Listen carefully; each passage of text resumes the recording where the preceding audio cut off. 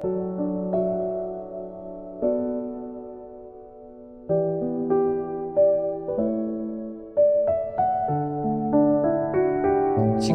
새벽 기도의 시간입니다.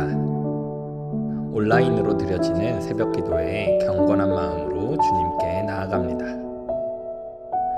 8월 17일 말씀, 이사야서 28장 14절부터 29절의 말씀입니다.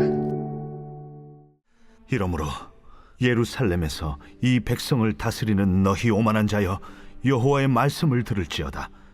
너희가 말하기를 우리는 사망과 언약하였고 수월과 맹약하였은즉 넘치는 재앙이 밀려올지라도 우리에게 미치지 못하리니 우리는 거짓을 우리의 피난처로 삼았고 허위 아래에 우리를 숨겼음이라 하는도다. 그러므로 주 여호와께서 이같이 이르시되, 보라, 내가 한 돌을 시온에 두어 기초를 삼았노니 곧 시험한 돌이요 귀하고 견고한 기초돌이라. 그것을 믿는 이는 다급하게 되지 아니하리로다. 나는 정의를 측량줄로 삼고 공의를 저울추로 삼으니 우박이 거짓의 피난처를 소탕하며 무리고 숨는 곳에 넘칠 것인즉 너희가 사망과 더불어 세운 언약이 패하며 수월과 더불어 맺은 맹약이 서지 못하여 넘치는 재앙이 밀려올 때에 너희가 그것에게 밟힘을 당할 것이라. 그것이 지나갈 때마다 너희를 잡을 것이니 아침마다 지나가며 쥐하러 지나가리니 소식을 깨닫는 것이 오직 두려움이라. 침상이 짧아서 능히 몸을 펴지 못하며 이불이 좁아서 능히 몸을 싸지 못함 같으리라. 대저 여호와께서 브라심 산에서와 같이 일어나시며 기브온 골짜기에서와 같이 진노하사 자기의 일을 행하시리니 그의 일이 비상할 것이며 자기의 사역을 이루시리니 그의 사역이 기이할 것임이라. 그러므로 너희는 오만한 자가 되지 말라. 너희 결박이 단단해질까 하노라. 대저 온 땅을 멸망시키기로 작정하신 것을 내가 만군의 주 여호와께로부터 들었느니라. 너희는 귀를 기울여 내 목소리를 들으라. 자세히 내 말을 들으라. 파종하려고 가는 자가 어찌 쉬지 않고 갈기만 하겠느냐? 자기 땅을 개간하며 고르게만 하겠느냐? 지면을 이미 평평히 하였으면 소회양을 뿌리며 대회양을 뿌리며 소맥을 줄줄이 심으며 대맥을 정한 곳에 심으며 귀리를 그가에 심지 아니하겠느냐? 이는 그의 하나님이 그에게 적당한 방법을 보이사 가르치셨음이며 소회양은 도리깨로 떨지 아니하며 대회양에는 수레바퀴를 굴리지 아니하고 소회양은 작대기로 떨고 대회양은 막대기로 떨며 곡식은 부수는가 아니라 늘 떨기만 하지 아니하고 그것에 수레바퀴를 굴리고 그것을 말굽으로 밟게 할지라도 부수지는 아니하나니 이도 만군의 여호와께로부터 난 것이라. 그의 경영은 기묘하며 지혜는 광대하니라. 오늘 하나님의 말씀으로 하루를 시작하시는 커맨시 교회 모든 성도님들을 축복합니다. 오늘 여러분과 함께 보게 될 이사야서 28장은 화이슬 진저에 대한 내용 가운데 6번째에 해당하는 내용입니다. 오늘도 이사야서 말씀을 통해 하나님께서 우리에게 말씀하시고 우리가 어떻게 가기를 원하시는지 말씀하시는데 그 내용을 기억하며 말씀을 함께 살펴보도록 하겠습니다.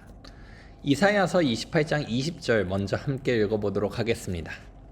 침상이 짧아서 능히 몸을 펴지 못하며 이불이 좁아서 능히 몸을 싸지 못함 같으니라 하셨느니라. 선지자가 지금 잠자리에 대한 이야기를 하고 있습니다. 이것은 그런데 잠을 어떻게 자야 되는가, 그의 생활이 어떻게 되었는가에 대한 이야기가 아니라 어떠한 사람들을 향한 조롱입니다. 자기가 자기 잠자리를 아주 잘 만들어 놓았다고 자신하던 사람들이 있었는데 하나님께서 보시기에 그 침상의 길이를 재보니까 능히 몸을 펴지 못할 그런 곳에 너네가 있다. 이렇게 하나님께서 재시는 치수, 그것에 대한 비유가 나타나는 것입니다. 오늘 본문에 보면 이러한 것들이 많이 나타납니다. 농사의 법칙도 하나님이 아시고 계약서도 하나님께서 주관하셔야 되는데 이스라엘 백성의 모습을 보니 하나님께서 주권자라는 생각이 들지 않는다라는 것이 지금 이사야 28장의 메시지라고 기억하시면 될 것 같습니다. 먼저 14절 15절 함께 읽어봅시다. 14절입니다. 시작. 이러므로 예루살렘에서 이 백성을 다스리는 너희 오만한 자여 여호와의 말씀을 들을지어다. 너희가 말하기를 우리는 사망과 언약하였고 스올과 맹약하였은즉 넘치는 재앙이 밀려올지라도 우리에게 미치지 못하리니 우리는 거짓을 우리의 피난처로 삼았고 허위 아래에 우리를 숨겼음이라 하는도다. 아멘. 지금 이스라엘 백성의 지도자에 대해 이야기하고 있는데 굉장히 이상합니다. 왜냐하면 이스라엘 백성이 하나님과 언약을 한 것이 아니라 그들이 말하기를 사망과 언약하였다라고 이야기를 하고 있습니다. 그리고 스올과 맹약하였다라고 이야기를 하고 있습니다. 또한 거짓을 우리의 피난처로 삼았고 허위 안에 우리를 숨겼음이라 하였다고 하십니다. 굉장히 이상한 대목 아닙니까? 이것을 많은 학자들은 아수르라는 강대국 앞에서 유다가 애국과 맺은 동맹을 가리킨다고 이해합니다. 하지만 우리가 이것을 완전하게 단정할 수는 없지만 발견할 수 있는 것이 있습니다. 사람이 안전한 방식을 하나님 외의 것에서 찾았다라는 것이 본문에서 말하는 바이자 하나님의 책망입니다. 그들은 그것이 자신을 살려줄 수 있을 것이라고 생각했을 것입니다. 하지만 하나님이 보기에는 그것은 짧은 침상 같았고 그것은 거짓, 사망, 스올 이러한 키워드로 표현될 만큼 연약한 것이었습니다. 이스라엘 백성은 하나님 안에 있을 때가 가장 행복합니다. 하지만 왕정시대, 분열왕국 시대가 끝나갈 무렵에는 이스라엘 백성은 더 이상 하나님을 찾지 않습니다. 그렇기 때문에 하나님께서 이스라엘 백성에게 말하는 것입니다. 무엇을 말합니까? 너네 그렇게 살아선 안 돼. 그것은 의지할 것이 아니라 흔들리는 기반이야. 너네의 진정한 기초가 될 수가 없다.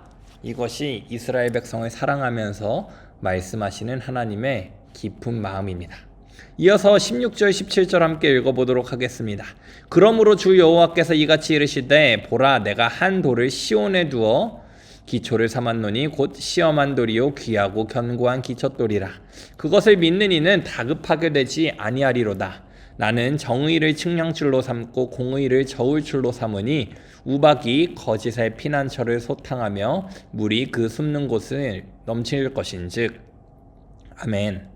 그러한 이스라엘을 향해 하나님께서 무엇을 말하십니까? 내가 한 돌을 시온에 두어서 기초를 삼았다. 이것은 시험을 거친 돌이고 귀하고 견고한 기초돌이다. 그것을 믿는 이는 다급하게 되지 아니할 것이다 라고 이야기합니다. 반대로 생각해보면 이스라엘 백성들이 계약서도 쓰고 사망과 언약과 함께하며 거짓의 다스림 안에 거짓을 피난처로 삼고 살아갔는데 그들의 모습 가운데 다급함이 나타났다는 것을 알 수 있습니다. 이렇게 해서라도 내 문제를 해결해야 되니까 다급할 수밖에 없었던 것이죠.